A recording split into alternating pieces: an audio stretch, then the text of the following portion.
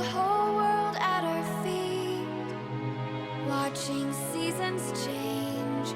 Our roads were lined with adventure, mountains in the way couldn't keep us from the sea.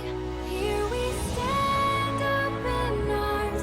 This is home where we are, ever strong in the world that we made. I still hear you in the breeze, see your shadows in the trees, holding on, memories never change.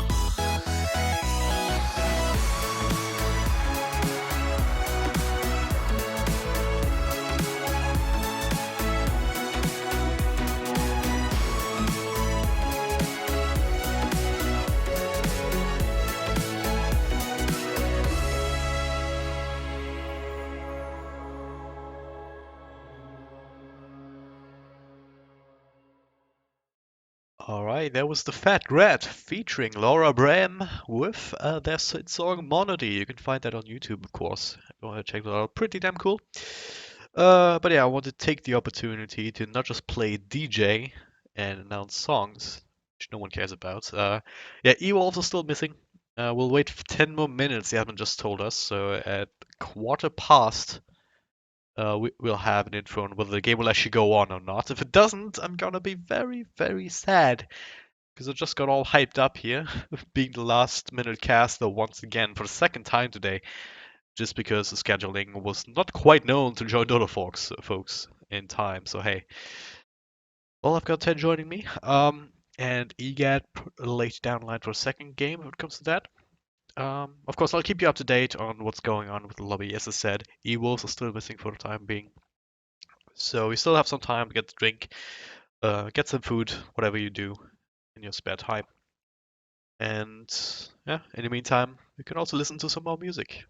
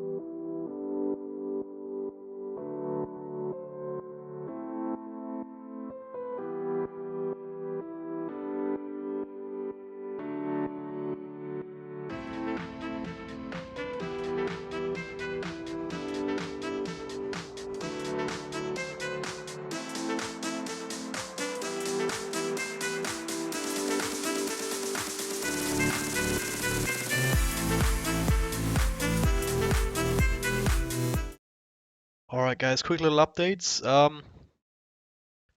Evolve, we've got Sia and we've got Smash. Everyone else still missing. Digital Chaos has been here for quite a while, 50 minutes. They've been right on point. Masuku now joining, so might have a game in our hands.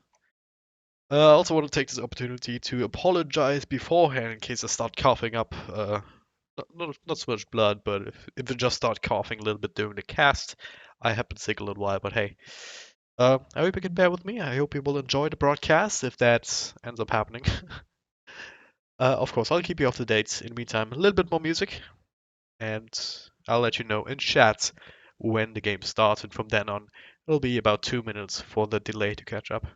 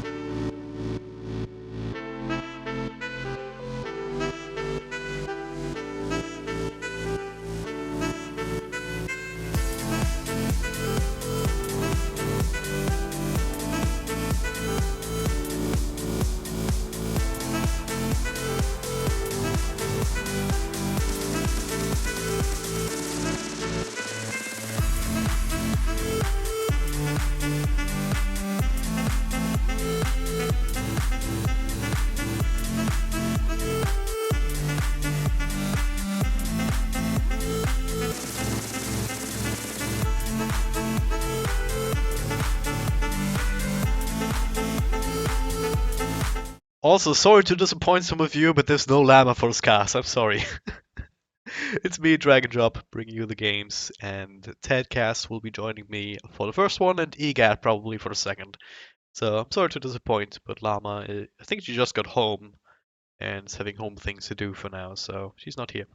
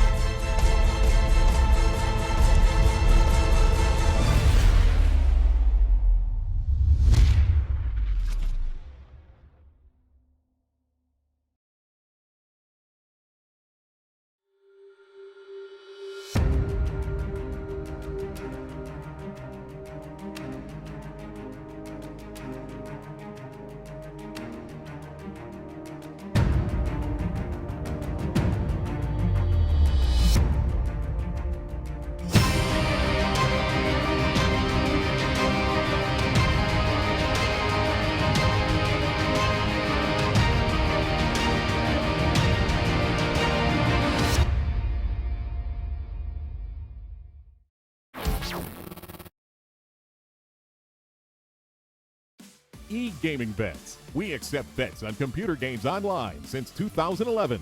Referral system for regular users and the first deposit bonus. Gaming devices store and the best choice of payment systems. Dota 2 and Hearthstone, Counter-Strike and StarCraft, World of Tanks and League of Legends. EGB.com. You know for sure who's going to win. G2A.com, the best video game store ever! Fast as lightning, solid as a rock, cheap as duck! What's more, you can sell on it because it's also a marketplace. Remember G2A.com, the best video game store ever!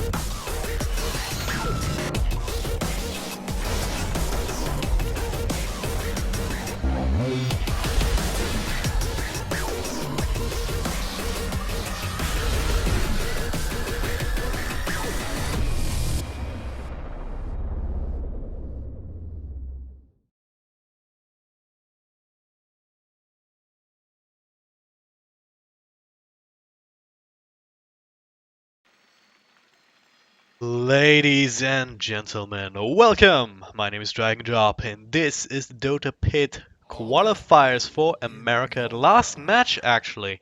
Digital Chaos versus Elite Wolves.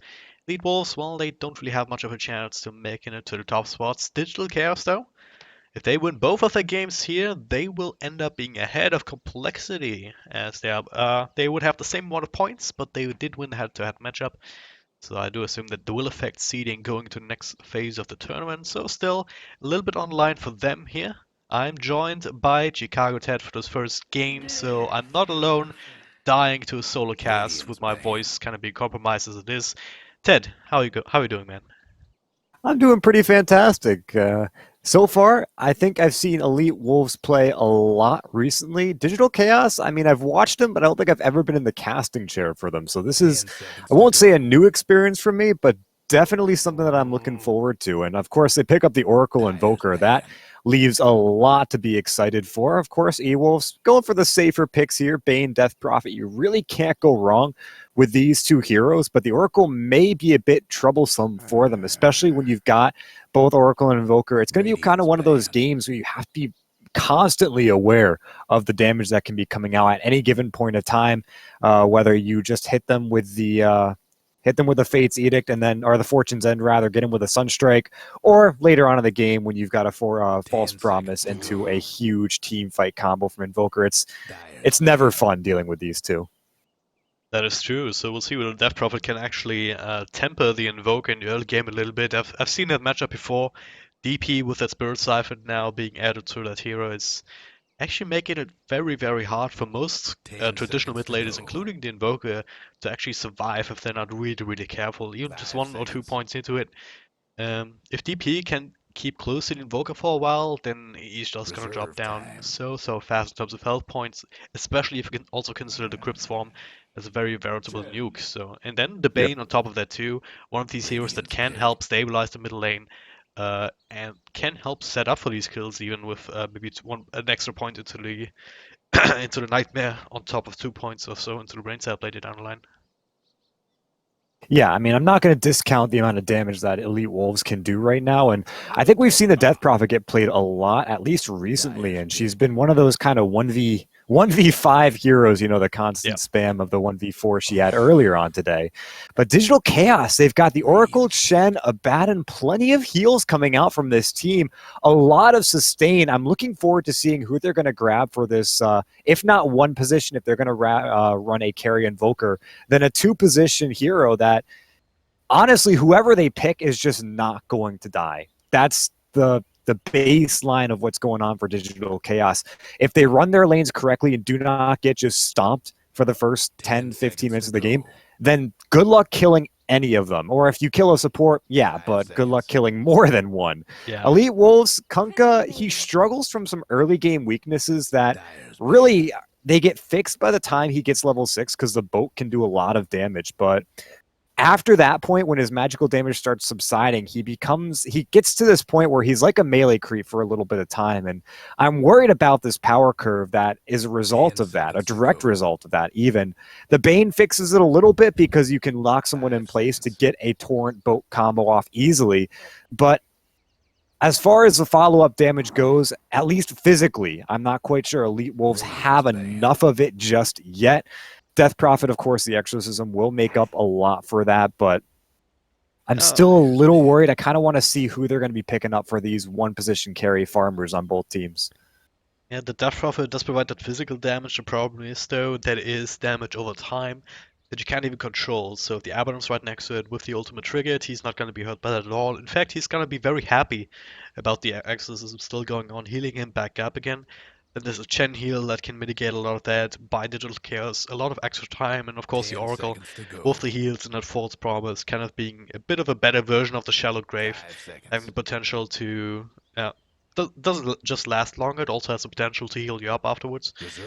So, yep, plenty of heals, plenty of sustain coming out from Digital Chaos, and Evils, as you said, well, where's their damage coming from to counter that out? And Crystal Maiden can provide some of that in the right situations, right? It's been, we've all seen the big, what's it called, the big storms, the big freezing fields coming out of that hero at times where, well, maybe just due to the fact that she doesn't really seem to be much of a threat in big team fights, because she's very squishy, really, really easy to bring down if you can just lock her down for a moment. But hey, if she gets the freezing field off at the end of a team fight, all the spells have been used already, maybe you don't quite have too many heroes left to be right-click in the first place, or you're just on the run. In any amount of these kind of situations, that freezing field can make a huge difference. Ursa, though, well, we've been talking about sustain. Yeah, we're talking about sustain. That hero doesn't even take a lot of damage to begin with if he's able to use that ultimate very, very well.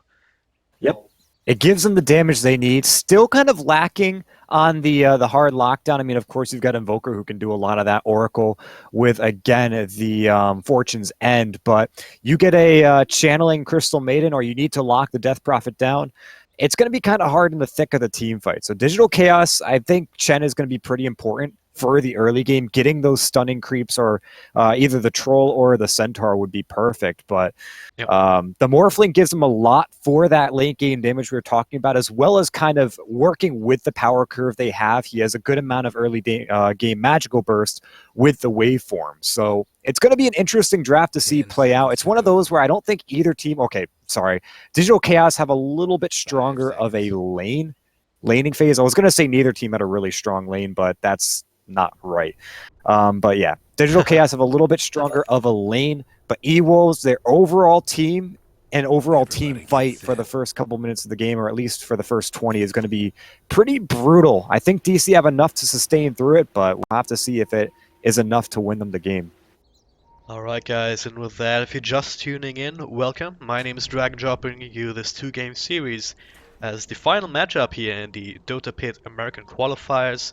I'm joined by Chicago Ted, also known as TedCast on Twitter, as my co-cast for this first match, and of course also Corrupt Dropbear, hailing from the Standard TV and Stats crew, joining us and being responsible for these boxes that are popping up every once in a while on the right hand side, and illuminating all of us with some juicy stats. So without further ado, let's take a quick look at the lineups before the action starts. Starting with Digital Chaos. Down here we've got Bulba in that offlane Abaddon role. We've got Promises, that it will be Yavar playing the Invoker. Aoi 2000 on the Chen, of course. 1437 on the Oracle, and leaves TC on the Fuzzy Wuzzy Ursa Bear.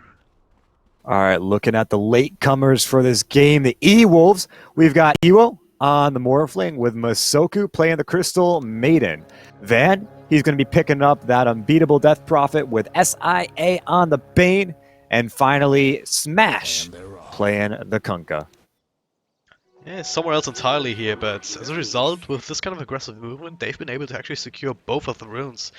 DC, they were a little bit on the secondary high ground here, beyond the Ancients, unable to really go in and secure that for himself. So already, bit of an advantage. Now, a Nightmare. Do they have the follow-up here? Masuku's there with the Frostbite. Yawa taking quite a bit of damage here. Turning around on Seal with the Cold Snap, but there is a little bit of help from Oracle. Not enough though. The first blood already being spilled here for E-Wolves. Let's see Invoker going down. Coupled with them not getting a single bounty rune. Already off to a really bad start here, this DC team. Yeah. That sorry, what is it? The Fate's Edict? Yeah, the Fate's Edict. I love those spell names. The Fate's Edict was cast in preparation, I think, for that waveform that he thought was going to come through. Whether or not it would have been enough to save Yawar's life, it still was a decent play, of course. The Morphling waiting for that to end before casting that waveform, not falling into the trap. Very well played from E-Wolves to start this one out, and it looks like, yeah, their lanes might be going pretty well for them because of that. But of course, TC head-to-head with Smash in the top lane could be trouble, though they're going to turn around with a Nightmare. Don't see them getting the kill, though they will go for the Torrent, trying to get some return damage off. But TC, he needs one more swipe. Can he get it? The Big Bear chasing him down, but the salve will come through, and Smash will turn around and swipe him with a sword. Actually played against a similar lane once. Instead of the Bane, it was Shadow Demon, and it's not a lot of fun if you're solo lane up against that. So yeah, only now 1437 joining in to try and help, but he might actually be in trouble. There's another Nightmare available here, but looks like Smash might almost be able to just rack him down anyway. There's a Torrent, even catching TC in there. That's the Oracle going down. TC trying to get the slow off on the Bane, might be able to grab the counter kill here. With one more swipe this time around, he is fast enough. There it is. The clap will do the trick as well. Oh. Casting the Mango to try to turn around and Brain Sap, had the mana for it, but of course TC a little bit too smart for the Bane. He ends up casting the Earth Shock, which gets him the kill. Very well played coming out from TC, and DC will get themselves on the board, though E-Wolf still getting a lot out of that one, and that double Torrent that came the way of Smash, that was beautifully played, and of course, maybe a bit of a misplay on DC grouping up for the potential of that one, but in the end, it saves them from multiple return kills, and still, E-Wolves are getting a little bit more out of these lanes. E-Wolf on the bottom, still farming up pretty well. Bulba's going to be a tough cookie to bring down, though. They will still try. Yeah, he's dropping low on health here. That Fall Shield, though, doing quite a bit to keep him in lane, make sure that he can still stay here close to the creep wave, and not be too worried about that. I mean, sure, you have the Frostbite, but apart from that, you don't have any additional lockdown in place. And the Euphoric Shield, level 2 now, sorry, should be enough to keep him safe for the time being. That being said, though, he's out of reach now, only has a Fairy Fire for emergencies. Yeah, don't get sick on me now, D-Drop. I can't have you going out. Why weren't you going out like Durka then? Free pass, right? But who would cast this then? Nah, it's good you're casting, man. You're giving the viewers what they want. We missed a bit of a little bit of a skirmish up on the top lane as the Fortune's End. Thank you. I'm trying to remember that. Like I got that one at the top of my head, but it's still taking me a while. But anyway, the Fortune's End lock in CSIA in place, but they weren't quite able to follow up. That combination, though, the Fortune's End and the TC just doing bare things, is going to be pretty difficult to deal with, though. Up to this point, E-Wolves have been playing this one pretty far back, making sure that they give the utmost care to the potential of that combo and not giving DC any wiggle room for this lane. So E-Wolves still playing this pretty well. Now DTC being caught with another Torrent. Another Brain Sap available, TC just throws out the clap. So no kill will come of this, but once again he's been forced out quite a bit. Has another shared tango there from Oracle. And with the Purifying Flames, plus the Fate's Edict, now a little bit of extra heal coming his way from that combo, but still, doesn't change the fact that this lane is being contested heavily, not so much for the bottom lane. If you compare the farm here, Ivo, he's sitting on 5 more last hits than the Ursa is. And of course, he doesn't have that death on his belt. And it seems just about time for the smokes to come out as Aoi 2000 puts himself in the invis, hanging behind Van, just waiting for the right moment to strike, but there's no one here in mid to help him out. At least not yet. He's going to wait for a bit. He's very patient. The smoke will last for a little bit of time. Actually, is he? No. Oh, smoke ends. He will end up having to top lane go TP in out from now. 1437 will be cancelled immediately. Not sure where he was going, but It should be a kill, perhaps, on 1437. Smash will take quite a bit of damage in return. It will be perhaps a 1v1 trade as TC will track him to down. mid, though. V1 mid, what's going on here? Van dropping very, very low. It's a verify just to make sure, but yeah, of course. TC, I don't know what he was doing there. He was trying to save the Conqueror, but now might be dead himself. No more slows though on TC available. But there is a brain sap for Sia. And that'll keep TC back from the Bane, apparently. That was one of those classic caster killer fights when you've got something breaking out both in the mid and the top, but that was good for E-Wolves, trying to create a lot of chaos across the map. Unfortunately, it ended up being a 1-for-1 trade in the top and nothing happening in the mid, but the courier could get sniped by Owie. He's going to get that last right click off. Of course, Ewo is going to get his item off in the last possible second, so they don't end up sniping anything. Still trying to snipe Bulba here, and now they drop the Forest Shield, not available for another couple of seconds. Verify is used, one more right click will do it though. And there it is this time around. Forest Shield, pretty good spell for this offlane Abaddon. Abaddon, however you want to pronounce it. Of course, some people have very strong feelings about that, but I don't really give It's it a regional thing. Yeah. But yeah, Ivo, he's getting another kill on this belt. It's 2-0 on this Morphling, and well, Morphling, pretty damn good if he gets ahead in farm. Yep, Smash, meanwhile, he's still looking for these torrents. He's not waiting for SIA to get the Nightmare. And hold on, we're actually going to have a kill in the mid lane. Meanwhile, top, Nightmare comes out. TC is going to try to chase, but they've got the X marks a spot to lock him in place. And now they'll throw around a torrent. The Nightmare out onto 1437 will lock him in place for that. Brain Sap will get the kill. Now a boat onto TC, but he's enraged, so takes literally no damage from it. Will chase down Smash, but can't get this kill. So, again, a 1-for-1 trade as... the Death Prophet will die in the mid lane. Van, probably not happy about that one. Caster killer's right, and yeah, this game doesn't show any signs of slowing down. Bulba once again being gone on. He does have his level 6 just now, so the ultimate will keep him safe, but that being on cooldown now means that he will have to be a bit more careful in this bottom lane now. Another torrent up top.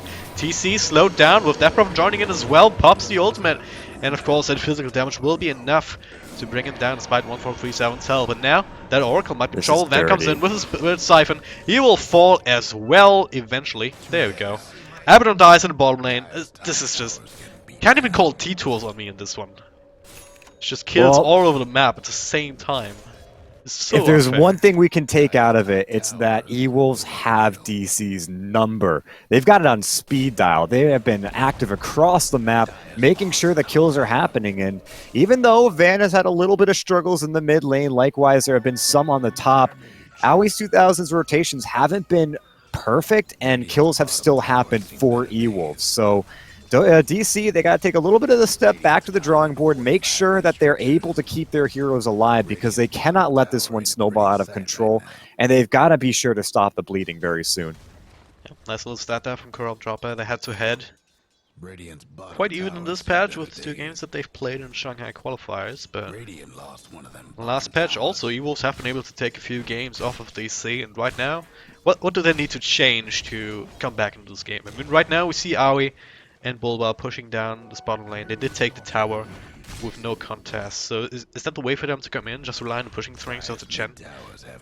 Bulba's got to rotate. I mean, he's been trying to stay bottom lane and get experience, which is fantastic. But a Photic Shield can make or break a team fight in many situations. And a lot of the time, if he were to TP up to the top lane, he probably could have saved his allies. So while I don't think he had any mana problems or any trouble in the bottom lane, it could have been what prevented him from doing it, but rotations haven't been on point for DC, and they've got a whole lot of sustain. I haven't really seen them make good use of it just yet. Just relying on the Oracle, maybe a little bit too little for TC to survive up there, but hey, I guess one way to come back is to just try and grab this Roshan as early as you can, and of course with Ursa, you have the ability to do so, despite not having a Morbid match just yet. The creeps tanking will more than make up for that. It's even the entire lineup here, so this is by no means secret. And looks like E-Wolves know what's up. They smoke up here on the middle lane tower. Iowa first one at the seam, a little bit too late. There's some Fortune Zen being channeled up to a full degree, and there still is a way for him to try and get out. EMP through. Will miss on everyone. Same for oh god, there's Axel. There's a boat coming out. Yeah, well, not be caught on the edge right there. Bulba in the front lines, keeping himself alive on the back of his ultimate, but now Van is there with the Spirit Siphon, while being kept alive by the Euphoric Shield. Meanwhile in the back, TC is trying to clean house. They bring down the Bane, but now TC with that freezing field, no ultimate to keep him safe, and that's the Aegis already down the drain. Van though still sitting around before the Roche Pit, now being bursted down. Right click by the creeps, Aoi with the nukes. You know, back TC is still trying to make them work for it. They do get the Kunkka, and now the False Promise makes sure that he stays alive a little bit longer. Maybe they can get more. They can. They get Masoko. He will still take out as there was no heals coming his way. But still, DC, they made more out of this the situation than I would have really expected them to. Yeah, I honestly didn't expect him to win that fight. Now, of course, they did get that Roshan, which was probably the most pivotal thing about that, because if the Ursa only had one life, then you saw that the Kunkka and the CM probably could have made their way around and joined the fight. But Van got isolated, which is a major problem because unlike TC, who also got isolated, Van didn't have 2 lives. Yep. So they kind of just focused Van down. TC didn't worry. He got help at the last possible second to get a little bit extra fight time going. Unfortunately, it didn't seem like we had a Fate's Edict before the Purifying Flames came out, so 1437 ended up nuking him down. But the fight still went the way of DC, and of course the E-Wolves are going to get themselves a tower, but the Roshan gold, the gold from the fight, DC aren't in that bad of a position anymore, but I don't think E-Wolves are going to let them get off the hook just yet. If we look at the graphs here, DC with slight experience advantage, but E-Wolf still hanging on to the gold with the extra tower that they've been able to get, and the extra kills obviously up until this point. But yeah, DC not out of it by any means. The question is, can they now stabilize? Looks like they want to push here. They're with 4 heroes in the mid lane. Aoi kind of waiting for the rune. It's a bounty, so they'll take that very happily. And now, instead of push, they smoke up. They realize that the entirety of E-Wolves is mashing away at the tier 2 top, which is not falling really quickly. So this might be an opportunity for them to come in. There's a blink on TC. Comes in, not quite in range of anyone though. There's a tornado, that'll help. Gets it on Kunkka as well as Iwo with a nice nightmare there to stop TC in his tracks. Axe back as well. And hey, look at that Oracle. Brought down by Van, who even has an invis rune, so they can't really do anything about this. Now he reveals himself with the Spirit Siphon. Bulba forced to pop the ultimate once again. TC comes back. Van isolated with that. Follow-up stomps from the Centaur. Can they bring down the Step Road? Yes, they can. Feet score on Bulba though. Might be the trade. The Smurfling dives in deep. Another torrent here. TC lifted down with the air, doing the best to hide him. But in backlines here, his support is drifting. Aoi forced to get the hell out. Takes out to the urn even. Sia will be another trade as TC once again being lifted up onto the air like so often in this game. 3 for 2, 3 for 3 trade in the end. Oracle already respawned, so still in favor of DC, if that counts all the kills to fight recap. Yep. Yeah. A lot of gold for the Invoker, a lot of gold for TC. Yeah, it felt so awkward. First of all, I think it was more because Ewo ended up dying and Van. So all that gold, the 2 cores died for E-Wolves and the 2 cores for DC survived. So it was a big trade-off there. The big thing, though, I think E-Wolves kind of misplayed a lot in that last fight. Ewo didn't end up morphing strength at all when he was being chased down, taking damage. And I want to say he was getting cocky, trying to be sure that he would maybe be able to turn around and fight. But with Magic Wand and morph strength and still not using any of it to try to keep yourself alive, just felt kind of awkward for the engagement, but I'll digress as also the Fiend's Grip seemed to be on an awkward target. Sia and smashed, and that comes out, but there's also the boat. Nightmare onto Aoi. Lifted up into the air by the torrent here. That should be the gen going down. No help rotating in just in time, but there's a hit from himself. Now the help arrives in the form of Bulba. Was going to come there at the same time. The rest of DC was able to... Yeah, what happened there with the CM? I was watching the same fight you were, so I'm not totally sure, but probably another Tornado EMP into a Cold Snap combo. It seems to be the way to kill supports. It is a Quas Wex Invoker, so you can't just Sunstrike a support down, which tends to be normally half of the support kills in a game like this. But back to that actual fight. First of all, that mechanism twice in a row now has meant the difference between keeping someone alive and losing a team fight. That plus the Hand of God just made him so tanky. And he also had a magic stick if he had ended up needing a little bit of extra burst heal might be in trouble again. There's a Cold Snap, there's a Tornado. And the EMP just for good measure in case anyone else tried to help. Meanwhile, TC caught with a Torrent again, because why the hell not? Maybe he just likes being clean, just always dipping into these water pools. This is systematic destruction of E-Wolves. I feel like the last couple of fights, DC have looked stronger and stronger, and now it's looking like the sustain is starting to become a major problem for E-Wolves, where, again, they had a lot of magical damage. They could follow it up with a decent amount of physical from the Exorcism, but still Ewo, through his free farm, hasn't picked up any major items. Now he could just be dead here. I was a replicate back by the looks of it, but I was right next to him, so didn't really end up working out. Yep, this is a classic case of a Morphling who, he's got a decent amount of magical. Again, we talked about that waveform, but the problem with Morphling is you gotta farm, dude. And he is atop of the last hits, but and still the top of the net worth. And that's amazing considering how this game is going and the fact that he's died like 2 or 3 fights in a row, but 2 fights in a row rather. But he's got to keep this farm up. He's got to make sure that he gets his items out and that this doesn't slow him down. And I think if there's any carry to do it, it is him. But for right now, DC are a little bit too strong and can sustain a little bit too well for them. So if you want to fight, you've got to pick, and Aoi 2000, even though he was the pick for the time, you've got to pick fast and not let him get his mech and Hand of God off.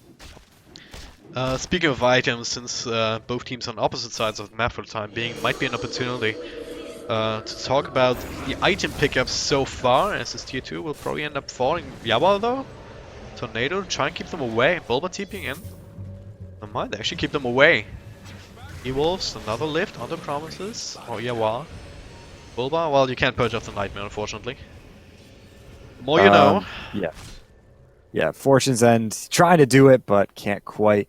A little bit of a push on both sides of the map, though, but it's not going to amount to anything. Howie, does he have a fast way to get out? He's got a TP scroll, but I guess feels a little bit more confident. Doesn't end up TPing out. Still a little bit of a skirmish could come out on the top lane as Bulba getting nightmared. But Tornado will miss EMP. Catches C at the very end. No, Yawa, he's going for more. Cold Snap plus the Urn, pretty good combo, but being a little bit too tanky. Still has a Brain Sap available. Masoko trying to screen a little bit, whether he wants to or not. Frostbite. But yeah. Tier 1 still alive means that there will be plenty of opportunity for support to rotate in. There'll be Iowa. Here's a replicate back, so he needs to go if he's been gone on. And actually there's a smoke up from Evils. Looks like they might want to turn this around, but everyone on side of DC is kind of huddled together here in this middle lane. Not really easy target among them.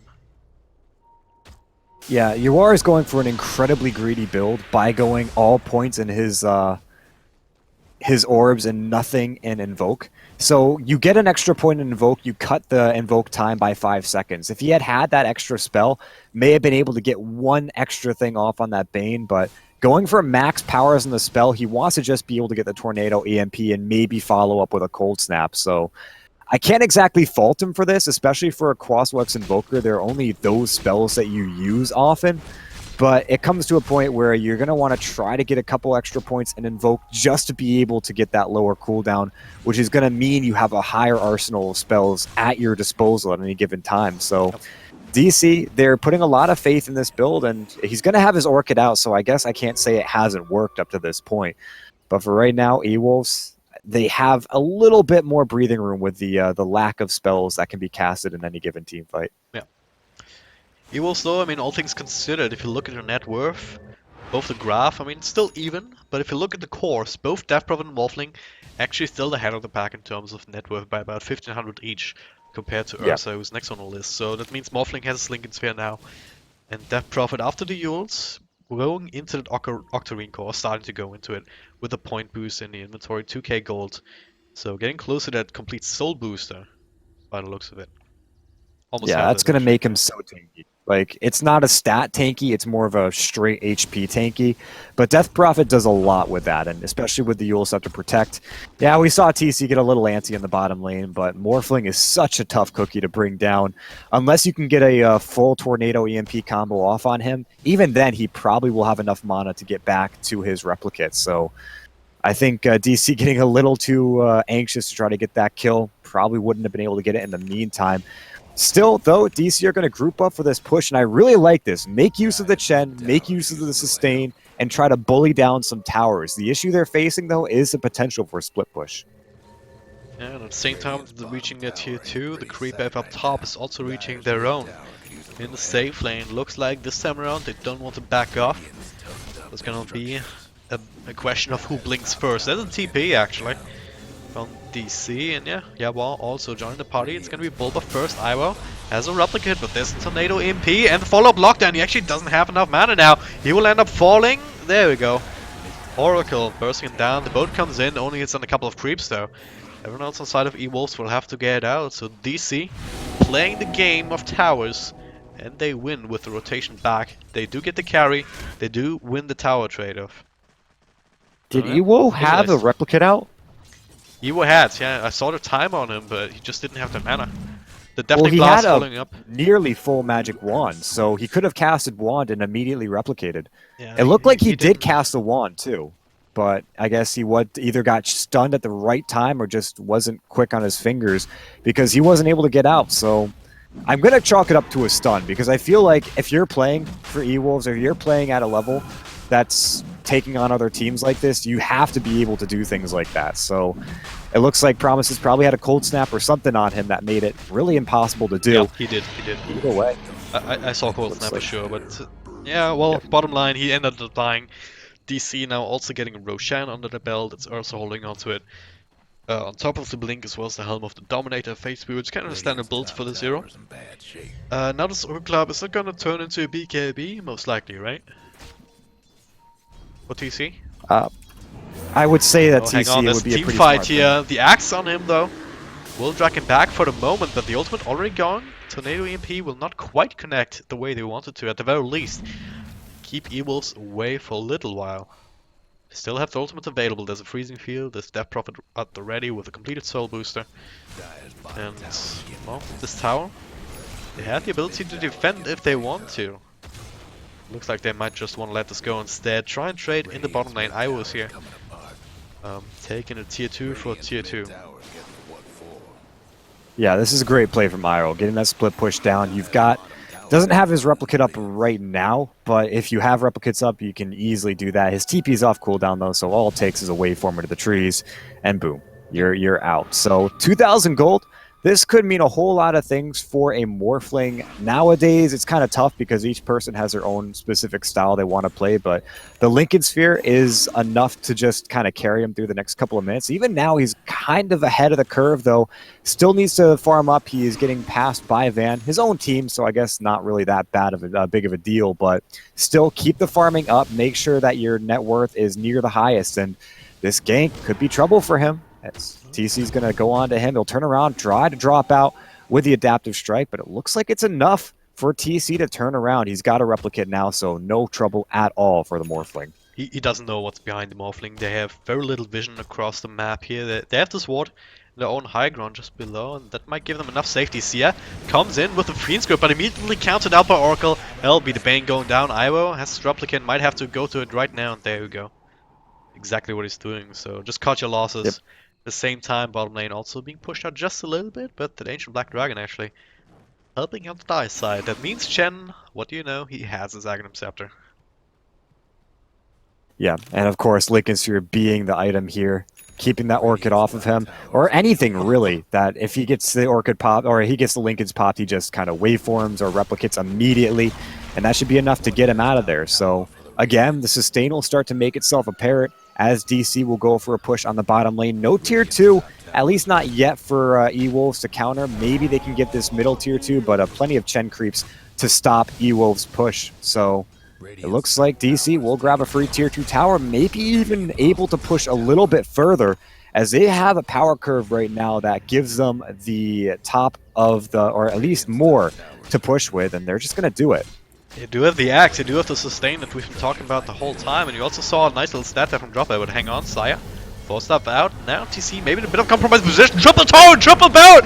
Can they make it happen here? Freezing Field comes out, but there's the heals. TC still caught in a bit of a rough position, still has his ultimate, still has the Aegis though, so he is absolutely fine. Now another Tauren on 2 heroes here, Bulba might end up dying, but first it's Van going down. Iowa has to get the hell out.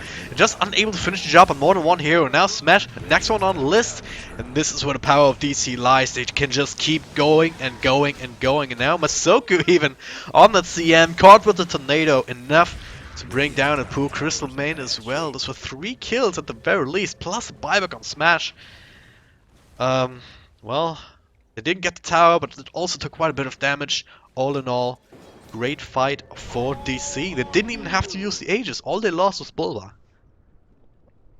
Yeah, we're talking about sustain. We also saw that nice little stat from drop there. 82% win rate if a Chen picks up an axe and a mechanism. Yeah, how significant is that? I mean, it's a 30-second cooldown on the Hand of God. The mechanism, well, twice that actually. So you can get 2 Hands of Gods out during the time we have 1 mech almost. So Yeah, how much you is can that down essentially- to? Yeah, go ahead. You can burst heal for half of everyone's HP, pretty much. That's assuming everyone's got about 1,000, but regardless, it is a huge amount of heal. Plus, it is on a 40-second cooldown now with Hand of God, or 30 seconds rather. Yep. So you've got plenty of heals at a moment's notice. You can easily bring all your creeps up. You can easily bring all your team up. And boom, your team fight is back to where it was. You saw the full torrent boat combo get off by the tier 3 top, or tier 3, yeah, top, and they weren't able to do anything further because, well, that burst heal kept most of them alive. So in the end, I mean, E-Wolves, they've got some damage, but we go right back to that sustain. It's just so difficult, and TC getting close to unkillable status is not really a good sign either, though. Looks like they want to try to go on to Evo top. Again, same issues, different time. He's also got a Ghost Scepter, There's which a is Fiend kind of Script though from Sia. Now Masoku with a Fiend Script, but TC with his ultimate doesn't give a damn. He just chops down 1, chops down 2. Vanish there though, slowing him down across the BKB. It's looking at the damage from the spirits. It's TC going down after the Oracle, and this is the strength of the Death Prophet. If you can't stay, hang on, Smash. Where did he die to? Unvoker. Okay, never mind. Yeah, well, just with the 7k MMR plays here. But yeah, let's talk about the Death Prophet. I mean, we've been talking a lot about sustain, but Van with this kind of build yields into Octarine, much more of a standard here, but that's just adding to the Spirit Siphon. It feels like whenever I've seen a Death Prophet, if they're able to stay alive in fights, and they can get that off, then they win the fights. And if they don't, well, then they lose the fights. Kind of this all or nothing dichotomy here with these Death Prophet teams that I've seen. I don't know if you agree, though. Yep. Well, no, it's always been this thing where you have team fights that are either straight up burst, actually, Masoku bottom lane, okay, that are either straight up burst, you win the team fight in a couple of seconds, or Masoku, the Death right? Prophet style. Yeah, okay, he's dead anyway. He was alive, walked back up to the high ground, and then got bursted again. SIA, no, he's alive as well, though. Looks like Van wants to fight here. Yeah, well, silence up, lifted up into the air. Meanwhile, in the back, there's a bit of a shotgun onto Aoi, but Bumble is there to try and help him out. Meanwhile, up top here, 2 fights at the same time again. They do get Yawa. That one's finished. Down here, Ivo. Well, at the very least, he kept Bulba and Aoi occupied while Yawa was brought down. So E-Wolves, they're fighting back now. Bulba with another stun. Still has his ultimate though. And now TC finally joined the party. Ivo able to wait for him out. Ben with his Spirit Siphon. Trying to keep himself alive, trying to do the damage, but there's still 4 heroes here on the side of DC. Aoi, just everything being thrown at him. From both sides, really. One trying to bring him down, one keeping him alive. Sia with the force stuff out. TC unable to finish the job again, and now his ultimate, the purge off. But the blink, the axe back into the tower, not quite enough though. They need the damage. Where's it coming from? There it is, Van. Once again, they need to isolate the soul somehow on TC. But he's not even able to get the damage off here. Van just a little bit too tanky right now. Bulba pops the ultimate finally. Able to run away. Not 1437, not so lucky. He's invis though, only for a little bit with the Glimmer Cave, and will end up falling Masoku. Kind of a panic ult there, almost dying to the burst. But he will be fine too, so DC overstaying their welcome. Yep. A little bit. It was here. a great fight when they brought your war down. It was a even greater fight when they continued fighting and DC ended up losing the Oracle as well. So just showing that E-Wolves, again, they've got some strength, and with that Ethereal Blade now, that E-Will has completed plenty of damage. Plenty of damage. I mean, this is a huge amount. It's one of the highest agility items in the game, if not the... It gives them so much extra damage. It gives them a lot of extra armor. Even though the strength is a little low, the Ghost Scepter aspect still gives it some extra, so... it gives him a lot of what he needs, and now he can just straight fight. Turns into Bulba, and you can see the amount of damage he does immediately. Just rips right through Bulba, and of course, Bulba will stay alive. You couldn't get that kill anyway because of the bar time, but looks like E-Wolves now, they want to make a gank happen, at least on promises, but Invoker's a tough one to bring down, especially with TC. So close, you'd have to bring him down instantly and get out, and that's not something you can exactly do, especially if he's got really quick reaction time to that smoke break. So, I don't even think they saw him there, even with the smoke at nighttime. I mean, Boca was there right next to the high ground, and they were like right here. I don't think they saw him actually farming out the camp. Which is kind of... And that's kind of a danger of smoking into the enemy jungle without real vision, too. So, I mean, they had an idea, I think, that he was in the jungle, but you get close enough for the smoke to pop, you can see them as fast as you can see him. So it's kind of a catch-22 whether you or not you want to try to go that deep for kills. And, again, TC was close by, so it was a risk either way. Ewo, though, that Gem of True Sight. Oh, look at that! We'll try to bring down 1437. Won't get it off, though. Ethereal Blade, I'm telling you, man, it's been a thing for a long time for a reason. The only issue is sometimes you go all in for that shotgun, you end up becoming weaker in your overall team fight, but I don't think he's suffering from that problem. He's got plenty of damage to sustain with. Now we just got to see him survive team fights and not just get orchided and brought down, but I don't think that should be too much of a trouble for him with his entire team behind him. He's gonna get more and more gold as well. He's still keeping above the Invoker by a couple of hundred gold. Because, and then, yeah, of course, the tower's going down, going his way will help exacerbate that. And same time, Van just keeping ahead of the entire pack throughout this entire game, really. Now working on, might be Shivas here most likely. Perhaps an AC if you want to go a little bit more with the aggressive potential and push potential too that that you get from your ultimate too. Well, though Shiva's is a lot more of a safer and more common pick on Van, the AC isn't that bad of an idea, especially with the Exorcism doing physical damage, and the armor is Hello? Oh god.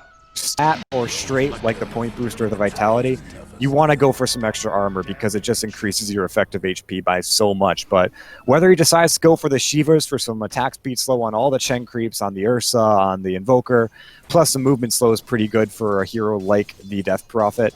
The Assault Cuirass still has its place, though it might be a better item for someone say oh god, top lane. Or, oh yeah. No! Did you see what happened there? Yep, I caught it. Alright, 1437 thought, alright, there's a Bane, let's fortune send him up, and then, surprise, there's a second Bane and he's fiend scripting you. Then Iowa comes in to snag the kill. An absolutely amazing play. Great bait there. I would definitely rate 8 out of 8, possible 8 points. Bottom lane though, Smash. Bottom though. Well, he has a Ghost Scepter, but is that enough to keep him alive actually? But it looks of it is. Tornado will catch him just at the edge. We see as well, Bulba. Yeah, he should be end up dying. That's a nuke from the Chen. Yeah, I'm not quite sure if he even expected to get out of that one alive, but when you're surrounded by 3 of DC, there's really nothing you can do, especially Yawar. Invoker is one of the harder heroes to get away from if he's got his full roster of spells at his disposal. So it looks like DC will go for another push in the bottom lane. This is going to actually force E-Wolves to rotate back. If they don't get anyone, I'm pretty sure this tier 3 dies in no time at all. They've got a glyph to spend, so they might have to spend it here, but we'll see if they rotate fast enough or if they're just going to lose part of their base. Sia didn't have a TP on him, so now has to walk all the way to side chop. Now he's here. Try and fight, and there's a tornado. EMP onto Van, lifts the tap up to the dodge. He actually EMP. Now, well, DC looks like we'll just want to try and get out. TC now has other plans, goes in, brings down Van. No buyback in him. Smash already bought back for this. Gets the boat off onto your wall, but where's the damage? He doesn't have it. And the core that does. Well, one of them is down, and the other one just trying to deal with Chen. Not even. Yes, he's shotgun, but it's just not enough. I will now being locked down with the basher, and that's a buyback. And this might just be it. One mistake. This one botched team fight with DC having a proper formation means that a set of racks is falling down.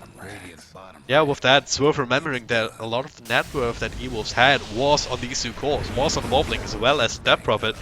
And if that is being taken out, all of a sudden you have 4 heroes on the side of DC who are up in that general area as well, and it really shows. Without the Death Prophet, there's just nothing to stop DC from taking not just 1, not just 2, but perhaps 3 sets of racks. The tier 3 up top, already low from earlier. I was trying to make it work, but Gets out. There's another boat here. Hits on a couple of heroes.